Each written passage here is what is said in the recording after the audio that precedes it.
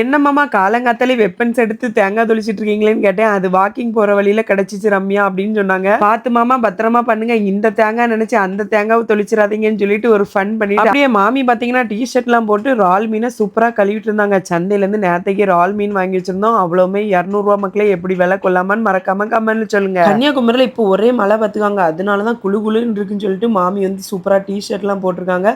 எல்லாரும் சேர்ந்து எல்லாம் ஒன்னு ஹெல்ப் பண்ணும்போது சமையல் வேலை கொஞ்சம் ஈஸியா முடியுது. இப்ப நம்ம ஒரே ஆள் எல்லாம் பண்ணும்போது ரொம்ப கஷ்டமா இருக்கும். இன்னைக்கு என்னெல்லாம் சமைச்சிருக்கேன்னு பாத்தீங்கன்னா, இன்னைக்கு வந்து சமாளிப்பு சமையல் தான். நேத்தைக்குள்ள ரசம் இருந்துச்சு, இறால் மீன் வாங்கிட்டு வந்தது சூப்பரா பொரிச்சாச்சு. அப்புறமா காடை பொரிச்சு வச்சிருக்கேன். காலையில வழக்கம் போல இன்சியல் சமையலான இட்லியும் சட்னியும் தான் மக்களே வச்சிருக்கேன். அதுக்கப்புறமா இன்னைக்கு வந்து வீடியோ எடுக்க என் கூட யார் வந்திருக்காங்கன்னு பாத்தீங்கன்னா லக்ஷ்மி சிஸ்டர் தான் வந்திருக்காங்க. அவங்க தான் இன்னைக்கு வந்து ஃபுல்லா எனக்கு வீடியோ எடுத்து தந்தாங்க. வீடியோ எல்லாம் சூப்பரா எடுத்துட்டு அம்மாக்கு ரொம்ப நாளாவே ஒரு கிஃப்ட் வாங்கி வச்சிருந்தது அப்படியே இருந்துச்சு. அதனால அம்மாட்ட போய் கொடுத்துடலாம்னு சொல்லிட்டு அப்படியே அம்மா வீட்டுக்கு போயிட்டு அம்மாக்கு என்ன கிஃப்ட் கொடுத்தேன் நெக்ஸ்ட் வீடியோல பார்க்கலாம் மக்களே.